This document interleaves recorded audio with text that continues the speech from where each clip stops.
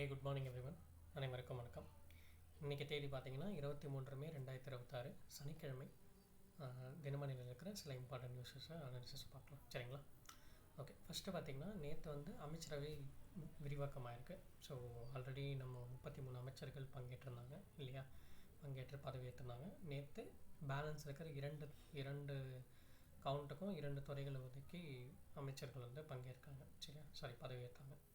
So அதில் first பார்த்திங்கன்னா நம்ம நேற்றே பார்த்துருந்தோம், விடுதலை சிறுத்தைகள் கட்சியை சேர்ந்த வன்னியரசு அவர்களும் அப்புறம் இந்த இந்தியன் யூனியன் முஸ்லீம் லீக் கட்சியை சேர்ந்த பாபநாசம் தொகுதியை சேர்ந்த ஷாஜகான் அவர்களும். ஓகேவா? ஸோ வன்னியரசு அவர்களுக்கு பார்த்திங்கன்னா ஆதி திராவிடர் மற்றும் பழங்குடி நலத்துறை ஒதுக்கப்பட்டிருக்கு.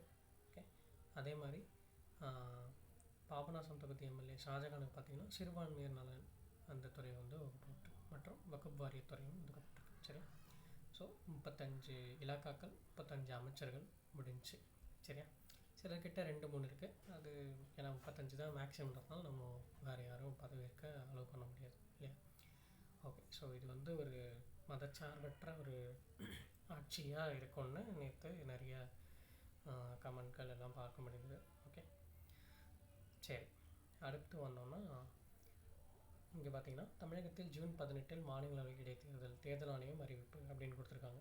ஓகே, ஸோ ஒன்றும் இல்லை, நான் இப்போது ரீசெண்டாக எலெக்ஷன்ஸ் புரிஞ்சதால் சில பேர் எம்பியாக இருக்கிறவங்களே எம்எல்ஏவாக இது வரத்துக்கு போட்டிகிட்டு இருப்பாங்க இல்லையா? ஸோ அதில் சிலர் ஜெயிச்சிருப்பாங்க. அவங்க எம்எல்ஏ பதவி வச்சுக்கிட்டு எம்பி பதவியை ராஜினாமா பண்ணியிருப்பாங்க இல்லையா? நம்ம தமிழகத்தில் கூட பார்த்திங்கன்னா சிவி சண்முகம் அவர்கள் எம்எல்ஏ இப்போது எலெக்ஷன் 2026 எலெக்ஷனில் ஜெயிச்சு, அவர் ஆக்சுவலாக எம்பி, அவர் மாநிலங்களவை எம்பி இப்போ ஜெயிச்சு எம்எல்ஏ பதவி வச்சுக்கிட்டாரு. ஸோ எம்பி இது ராஜினாமா பண்ணிவிட்டு வந்துட்டார். ஓகேவா? ஸோ அதே மாதிரி நிறைய இடத்துல அந்த மாதிரி ஆயிருக்கு. ஓகே, ஆல்ரெடி கர்நாடகா, மகாராஷ்டிரா, அந்த மாதிரி எங்கெங்கெல்லாம் தேர்தல் கொஞ்சம் நடந்துச்சு, ஆந்திரா. ஸோ அந்த மாதிரி ஒரு நிறைய காலி இடங்கள் இருக்கிறதுனால அவங்க தேர்தலை இது பண்ணியிருக்காங்க. ஓகே, ஸோ தமிழகத்தில் ஒரு இடம் இருக்குது. ஸோ அதுக்கு இப்போ எலெக்ஷன் நடக்கும், சரியா? ஸோ அதில் தாவேக்கா போட்டிட்டால் எம்பி எலெக்ஷனில் நமக்கு தெரியும், எம்எல்ஏ செலக்ட் பண்ணி அனுப்பணும். ஒரு எம்பி ஆகிறதுக்கு கிட்டத்தட்ட 34-35 எம்எல்ஏவோட சப்போர்ட் இருக்கணும் அப்படின்னு நமக்கு தெரியும் இல்லையா? ஸோ தாவேக்காவுக்கு ஆப்வியஸ்லி நிறைய இது இருக்குது. இப்போ கூட்டணி கட்சிகளும் அவங்களுக்கு ஓட் பண்ணாங்கன்னா ஸோ அந்த கவுண்ட் இன்க்ரீஸ் ஆக வாய்ப்பு இருக்குது இல்லையா, எம்பி ஆகிறதுக்கு. ஸோ பார்ப்போம் என்ன நடக்குதுன்னு சொல்லிட்டு. சரியா, ஓகே. அடுத்து பார்த்திங்கன்னா அக்னி-1 ஏவுகணை சோதனை வெற்றி அப்படின்னு ஒரு நியூஸ் கொடுத்துருக்காங்க. ஸோ குறுகிய தொலைவு இலக்குகளை துல்லியமாக தாக்கவல்ல அக்னி-1 பாலிஸ்டிக் ரக ஏவுகணை வெள்ளிக்கிழமை வெற்றிகரமாக சோதிக்கப்பட்டது.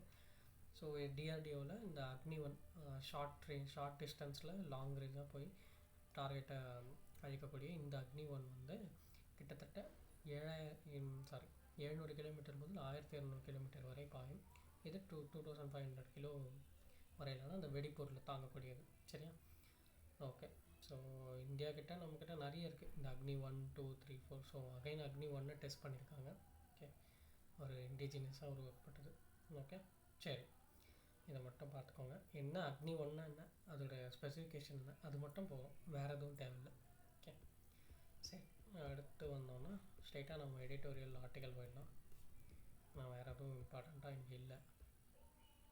ஸோ இன்றைக்கி எடிட்டோரியல் என்ன கொடுத்துருக்காங்கன்னா, இந்த தாவேக்கா அரசுடைய இதுவை கொடுத்துருக்காங்க, ஒரு மதச்சார்பற்ற கூட்டணி கட்சிகளுக்கு வாய்ப்பளித்ததை பற்றி ஒரு டிஸ்கஷன்.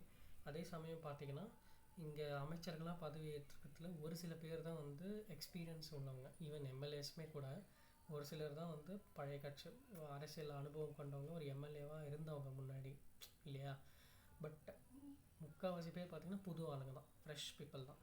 ஸோ இந்த ஃப்ரெஷ் பீப்புள் எப்படி ஒரு ஸ்டேட்டை இது பண்ண போகிறாங்க அப்படின்றது தெரியல. ஸோ அதை பற்றியும் ஒரு டிஸ்கஷன் நடந்திருக்கு. ஓகே, ஸோ அதே மாதிரி பட்டியலினத்தை சேர்ந்தவங்களில் கொஞ்சம் பேர் அமைச்சர்களாக்கினது ஒரு நல்ல விஷயம். ஓகேவா இல்லையா? தலித்துகளில் ஒரு அமைச்சர்களாக்கினது அதுதான் சமூக நீதி அப்படின்ற பேரில் அவங்க பண்ணது ஒரு நல்ல விஷயன்றதை இங்கே குறிப்பிட்டிருக்காங்க. அதே மாதிரி இங்கே கொடுத்துருக்காங்க, செங்கோட்டையன் அவர் தவிர, அதிமுகலேருந்து வந்தவர் தவிர அனைவரும் முதல் உட்பட ஆட்சி நகர்ந்து புதியவர்கள் முதல் முறை சட்டப்பேரவை உறுப்பினர்கள். ஓகேவா? ஸோ இந்த மாதிரி இதுக்கு முன்னாடி அமைஞ்சதில்லை. இதுக்கு முன்னாடி எம்ஜிஆர், கலைஞர், ஜெயலலிதா அவங்க ஆட்சியில் இருந்தால் கூட அமைச்சர்களாக இருந்தவங்க பார்த்திங்கன்னா ஒரு எக்ஸ்பீரியன்ஸ்டு பீப்புள் தான் இல்லையா? ஸோ ஸோ இதை எப்படி இந்த புதிய அமைச்சரவை புதிய முதலமைச்சர் வந்து எப்படி ஆள போகிறாங்க, எப்படி இது பண்ண போகிறாங்கன்றதை பற்றி ஒரு டிஸ்கஷன் நடந்திருக்கு. பார்ப்போம் என்ன நடக்குது அப்படின்னு சொல்லிட்டு. ஓகே, ஸோ துறை ஒதுக்கப்பட்டதுன்னு பார்த்தோம்னா சட்ட தடுமாற்றம் தெரிகிறது. எல்லோரும் இளைஞர்கள் என்பதால் தங்கள் நிரூபிக்கணும் இந்த இதில் அப்படின்ற மாதிரி நம்பிக்கை இருக்குன்ற மாதிரி இங்கே கொடுத்துருக்கோம். ஓகே, அதே மாதிரி ஆர்டிக்கலில் பார்த்தீங்கன்னா சாதனைக்கு வித்திட்ட இந்திய தொழில்நுட்பம், இது இந்த ரீசெண்டாக நம்ம பார்த்தோம் இல்லை கல்பாக்கம் அந்த அணுவில் அந்த கிரிட்டிகாலிட்டியை வந்து அச்சீவ் பண்ணிடுச்சு அப்படின்னு சொல்லிட்டு. ஸோ அதை பற்றின ஒரு டீட்டெயில்டு அனாலிசிஸ். ஓகே, இது வந்து நம்ம ரஷ்யாவுக்கு அப்புறம் நம்ம இதை பண்ணுறோம் அப்படின்றத நம்ம இங்கே கொடுத்துருந்தாங்க. ஸோ அதை மட்டும் நம்ம நோட் பண்ணிக்கிறோம். ஓகேவா, அது மாதிரி ஜஸ்ட் ஒரு டைம் ரீட் பண்ணி பாருங்கள். நம்ம ஆல்ரெடி படித்தது தான் நீங்கள் ரிவைஸ் பண்ணிவிட்டு இங்கே வேறு என்ன இம்பார்ட்டண்ட்டாக கொடுத்துருக்காங்களா அப்படின்றது மட்டும் பாருங்கள். சரியா, ஓகே. அடுத்து வந்தோன்னா ஸோ இந்தியாவும் சைப்ரஸ் அப்படின்ற ஒரு நாடும். ஓகேவா, ஸோ இடையில் வந்து பார்த்திங்கன்னா ஒரு ஒப்பந்தங்கள், அவர் அந்த அதிபர் வந்து வந்திருந்தார். அந்த சைப்ரஸ் நாட்டோட அதிபர் பேர் பார்த்திங்கன்னா Nikos Christodoulides. Okay, Christodoulides. Okay, so name மட்டும் ஞாபகம் வச்சுக்கோங்க. மற்றபடி நமக்கு டிஎன்பிசி லெவலில் இது தேவையில்லை. பட் சென்ட்ரல் லெவலில் நீங்கள் படிக்கிறீங்கன்னா என்னென்ன MOUs சைன் பண்ணாங்க அப்படின்றது முக்கியம். ஓகே, சரி. அடுத்து பார்த்திங்கன்னா இங்கே என்ன கொடுத்துருக்காங்கன்னா பாகிஸ்தான் வங்கதேசத்தை ஒட்டிய பகுதிகளில் ஸ்மார்ட் எல்லை திட்டம் அமித்ஷா அறிவிப்பு அப்படின்னு கொடுத்துருக்காங்க. ஸோ ரீசெண்டாக வெஸ்ட் பெங்காலில் என்ன பண்ணியிருந்தாங்க அப்படின்னு பார்த்தீங்கன்னா அந்த முதல்வர் சுவேந்து அதிகாரி அவர் பொறுப்பேற்ற உடனே வந்து அவர் என்ன சொன்னார்னா, நாங்கள் வந்து ஒரு நிலத்தை ஒதுக்கிடுவோம், எல்லையில் வந்து ஒரு நிலத்தை ஒதுக்கிட்டு அதை தாண்டி ஊடுருவலை தடுக்க ஒரு நிலம், ஒரு ஸ்மார்ட் எல்லை மாதிரி நிறைய நிலங்களை வந்து ஒதுக்க போகிறோம் அப்படின்ற மாதிரி ஒரு ஸ்கீமில் வந்து கையெழுத்து போட்டார். ஓகேவா, ஸோ அதைத்தான் வந்து இப்போ அமித்ஷாவும் சொல்கிறாரு. ஸ்மார்ட் எல்லை அப்படின்றத ஒன்று பிளான் பண்ணி ஒன்று உருவாக்கி, ஸோ அதில் எல்லை பாதுகாப்பு படையை வந்து நிறுத்திட்டா ஊடுருவல் வந்து பண்ண முடியாது. ஓகே, ஆல்ரெடி வங்கதேசத்துலேருந்து வராங்கன்னு சொல்லியிருந்தோம் இல்லையா. ஓகே, ஸோ இதை இங்கே பார்க்குறோம்.